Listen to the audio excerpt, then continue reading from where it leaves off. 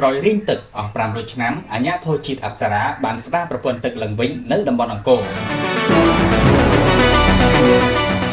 សៀមរាបលោកភឿនសុខីមប្រធាននាយកដ្ឋានគ្រប់គ្រងព្រៃឈើទឹកនិងហេដ្ឋារចនាសម្ព័ន្ធនៃអាជ្ញាធរជាតិអប្សរាបានអ៊ូបញ្ជាក់ថាក្រោយរែងទឹកអស់រយៈពេល500ឆ្នាំអាជ្ញាធរជាតិអប្សរាបានស្ដារប្រព័ន្ធធារាសាស្ត្រឡើងវិញថ្លែងក្នុងជំនួបជាមួយអ្នកសារព័ត៌មានជាតិនិងអន្តរជាតិធ្វើដំណើរទស្សនកិច្ចស្ដីពីបេតិកភណ្ឌនៅលើទឹកដីអង្គរលោកភឿនសុខីមបានបញ្ជាក់បន្ថែមថាការស្ដារប្រព័ន្ធធារាសាស្ត្រឡើងវិញបានជួយឲ្យប្រជាពលរដ្ឋមានទឹកប្រើប្រាស់គ្រប់គ្រាន់បញ្ជៀសទឹកចំនួននិងជួយទ្រទ្រង់គ្រឹះអង្គរផងដែរប្រធាននាយកដ្ឋានទឹកនៃអាជ្ញាធរជាតិអប្សរាលើកឡើងយ៉ាងដូចនេះថាក្នុងរដូវវស្សាក្រុងសៀមរាបលិចទឹក3ទៅ4ដងក្នុងមួយឆ្នាំប៉ុន្តែចាប់ពីឆ្នាំ2012មកអាជ្ញាធរជាតិអប្សរាបានជួសជុលនិងស្ដារប្រព័ន្ធធារាសាស្ត្រមួយចំនួនឡើងវិញដែលអាចទប់ស្កាត់និងបញ្ជៀសទឹកចំនួនបាននៅក្នុងក្រុងសៀមរាបក៏ដូចជាតំបន់ប្រាសាទលោកបន្តថាបើគិតមកទល់ពេលបច្ចុប្បន្ននេះមានរយៈពេល13ឆ្នាំហើយដែលក្រុងសៀមរាបក្នុងរដូវវស្សាលែងមានទឹកជំនន់ហើយប្រជាពលរដ្ឋខ្លះសឹងតែភ្លេចទៅហើយថា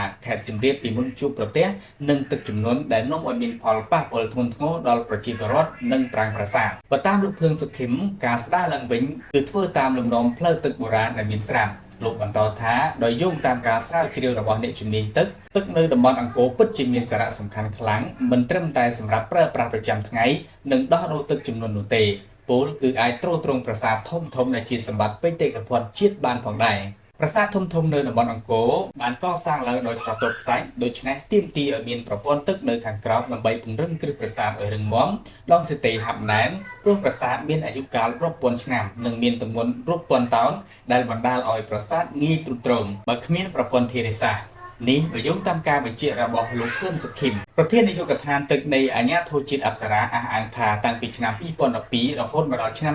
2025នេះការស្ដារឡើងវិញនៃប្រព័ន្ធធារាសាស្ត្រសម្រេចបាន90%ហើយពលគឺ93គីឡូម៉ែត្រលោកថាក្រោយបញ្ចប់ផែនការនេះជោគជ័យទាំងស្រុងនោះខេត្តសៀមរាបនឹងអាចផ្គត់ផ្គង់ទឹកបានគ្រប់គ្រាន់ទោះបីជាភ្ញៀវទេសចរកើតឡើងយ៉ាងណាក្តី